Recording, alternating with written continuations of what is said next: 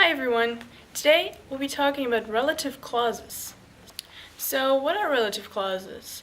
Relative clauses are clauses, tiny parts of a sentence that tell you something that is related to something you're already talking about in that same sentence. For instance, if I tell you the movie I saw yesterday, which stars Robert Downey Jr., was really fun, then this relative clause, which stars Robert Downey Jr., tells you something that is related to the movie.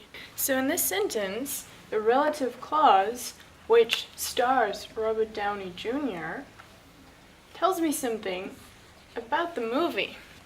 Now, relative clauses, as you can tell, are usually capsuled in commas, but not always. So what is the difference?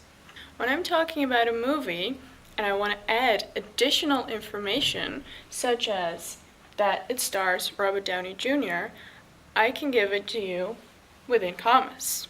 But if it's essential to you knowing what exactly I'm talking about, if it's essential information, you cannot leave it out.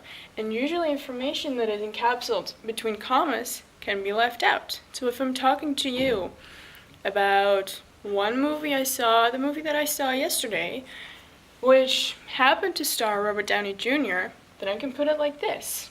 But if we're comparing two movies, and one starred Brad Pitt, and the other starred Robert Downey Jr., and I wanted to tell you that only this one, with Robert Downey Jr. in it, was really great, I cannot use the commas, because in that case, it would be essential information. And then you cannot use commas. Now, as you can tell, I use the word which over here, because which refers to the movie. And the movie is an object. It's a thing. So what do we use when we refer to people? So as you can see in this sentence over here, if the relative clause does not tell you something about an object, but about a person, you use who. For instance, my favorite actor who played the role of Iron Man is Robert Downey Jr. And in this case again, it's not essential information because I've put it in commas. But you can tell that because now we're talking about a person, an actor is a person, we're using who instead of which. So, to sum up relative clauses, a relative clause gives additional information about the subject. If the information is essential, don't use commas.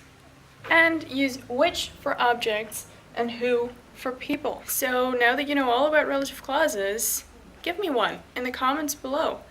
I'll give you guys one first as an example, and it is, now that you've seen this video, which gave you a lot of information about relative clauses, you'll be able to make one yourself.